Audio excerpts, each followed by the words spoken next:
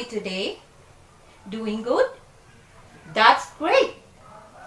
Are you ready for our lesson for today? That's nice to know.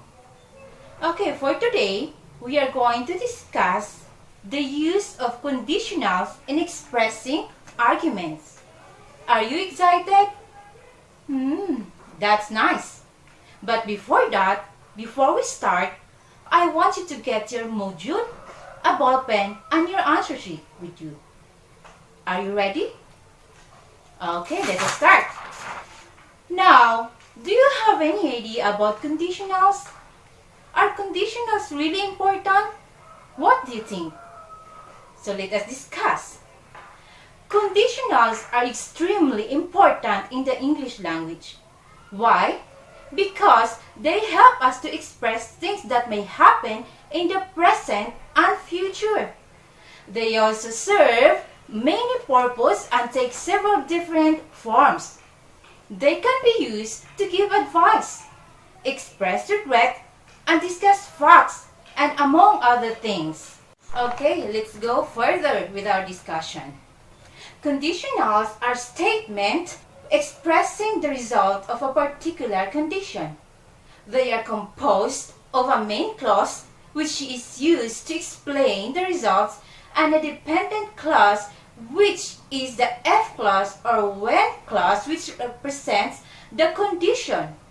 Now, let's take a look at this example.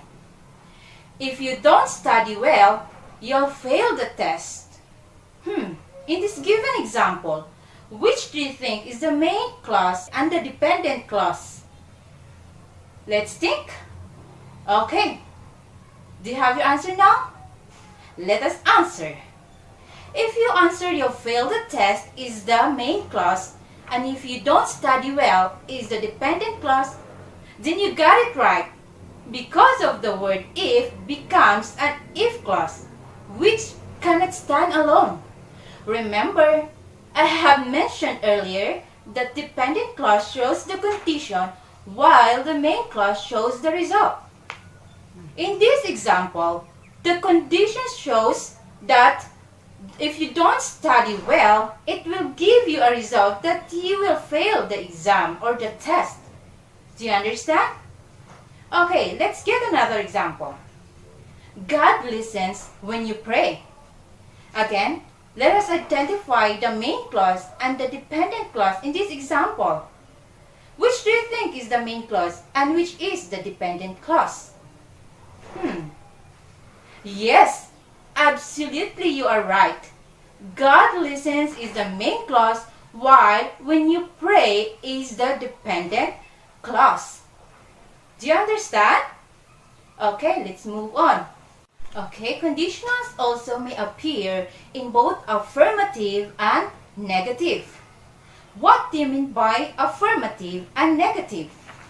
When we say affirmative, it means positive or favorable. What about negative? Negative means bad or harmful. Let us take this example as affirmative and negative. Number 1, if you don't study well, you'll fail the test. The second example is God listens when you pray. Which do you think is the affirmative and which is negative? Let's think. Brilliant! You are incredibly correct. If you don't study well, you'll fail the test. It is in the negative structure. What about God listens when you pray? Yes, it is in the affirmative. Very good. Now, let us move on.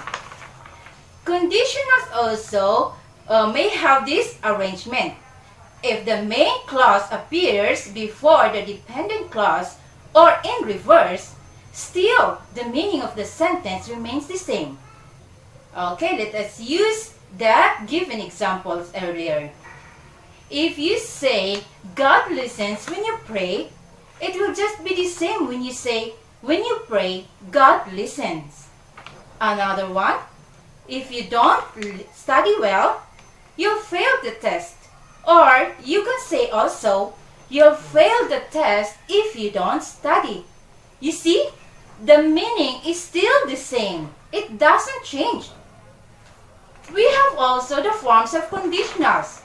We have the zero conditionals, first conditionals, second conditionals, and the third conditionals. Okay, let us discuss first the zero conditionals. Zero conditionals talk about things that are always true, such as scientific fact. Examples are, I get tired if I work too much. Another one, if you freeze water, it turns into ice. You see, these are all true because when working too hard, it gives you a result of being tired or getting tired. And if you put a water in the fridge and let it freeze, then definitely it will become an ice. Isn't it? Okay, you agree? Very good. Now let us move on with the first conditionals. First conditionals present things that are possibly or likely to happen in the future. It talks about possibilities in the present and in the future. The example is, if it rains, I will stay at home. This statement shows that if there is a possibility to rain, then most probably I will just stay at home. Another example, if I woke up late or if I wake up late, I would miss my flight. So these are the examples of first conditionals. Okay, let's move on with the second conditionals, which refers to things possible or impossible in the present, which means these are the things that are impossible to happen in the present, are unlikely to occur in the future. In short, these are imaginary situations. Okay, we have an example here. If I were you, I would quit the job. See, if you are going to study this example, this shows impossible things to happen. Why? Because it's obviously impossible that I become you and you become me. This situation is imaginary. Another one, if I were the boss, I would fire you. Since I am not the boss, then there is no way that I would fire you. It's impossible, right? Yes. Now, let's keep moving with the last one, which is the third conditionals. Third conditionals involve things or change in past scenario, yielding to different results. Or these are imaginary situations also but happen in the past. Here's an example. If I had got a gold medal, I would have been happy. In this sentence, it means that the speaker did not get any gold medal. But if he did, then this is what he would have felt. It's only his imagination because it did not happen in the past. Is it clear? Now, we're done discussing the four conditionals. Are you ready for our activity? Game? Here we go. In our first activity, you are going to choose the correct verbs to be used in the sentences. Okay, let us start with the number one.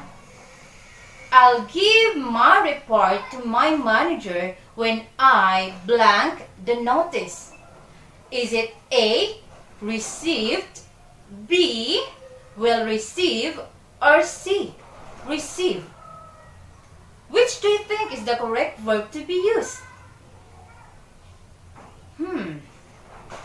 Okay, let's answer. The correct verb is letter C, receive, because this statement shows possibility in the future. Now, let us move on with the number 2. If I blank Zain, I would go back to school and finish my studies. What is the correct verb? Is it A, am, or B, where, C, will be? Which do you think is the correct answer? Yes, you are correct. It's letter B, or where, because it shows imaginary situation in the present. It is in the first conditional. Now let's keep moving with our number 3. If you heat water at 100 degrees, it blank. Is it A, boils, B, will boil, or C, had boiled? What do you think is the correct answer? Come on, use your brain. The correct answer is A, boils. You are correct.